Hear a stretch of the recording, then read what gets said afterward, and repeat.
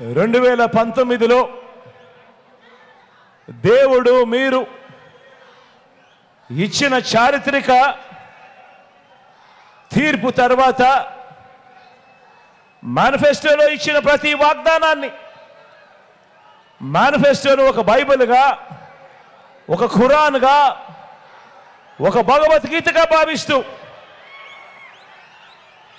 మేనిఫెస్టోలో ఇచ్చిన ప్రతి వాగ్దానాన్ని ఏకంగా 99% హామీలను నెరవేర్చిన ప్రభుత్వం,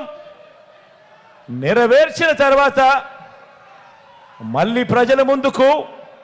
ఓటు అడగడానికి అడుగులు వేస్తా ఉన్న ప్రభుత్వం, విశ్వసనీయతకు ఇది అర్థము అని చెబుతూ అడుగులు వేశాము ఈ 58 నెలల పాలనలో.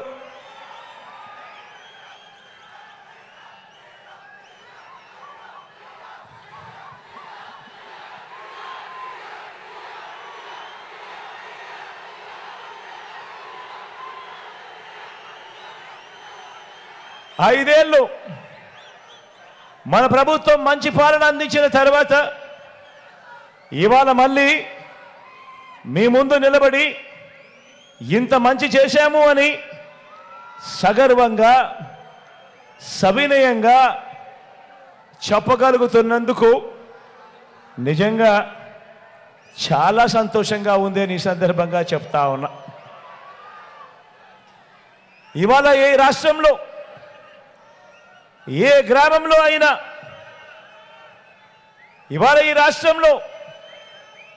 ఏ గ్రామంలో అయినా కూడా నా దగ్గర నుంచి మన పార్టీ కార్యకర్తలు కానీ, మన పార్టీ నాయకులు కానీ, మన అభిమానులు కానీ, మన వాలంటీర్లు కానీ ప్రతి ఇంటికి వెళ్ళి గడచిన ఈ 58 నెలల్లో ఇంటింటికి మీకు మంచి జరిగి ఉంటే, ఇంటింటికి మీకు మంచి జరిగి ఉంటే మీ జగన్కు, మీ బిడ్డకు, మన ప్రభుత్వానికి, వైఎస్ఆర్సీపీ ప్రభుత్వానికి అండగా, తోడుగా నిలబడండి అని ఆత్మవిశ్వాసంతో ఈరోజు ప్రతి ఒక్కరూ కూడా ప్రతి గడపకు వెళ్ళి అడగగలుగుతా ఉన్నారు అని అంటే దానికి కారణం దేవుడి దయతో, మీ అందరి చల్లని దీవెనలతో ఇంటింటికి, ప్రతి గ్రామానికి మంచి చేయగలిగాము కాబట్టే అని చెప్పి కూడా ఈ సందర్భంగా సగర్వంగా, సవినయంగా తెలియజేస్తా ఉన్నాను.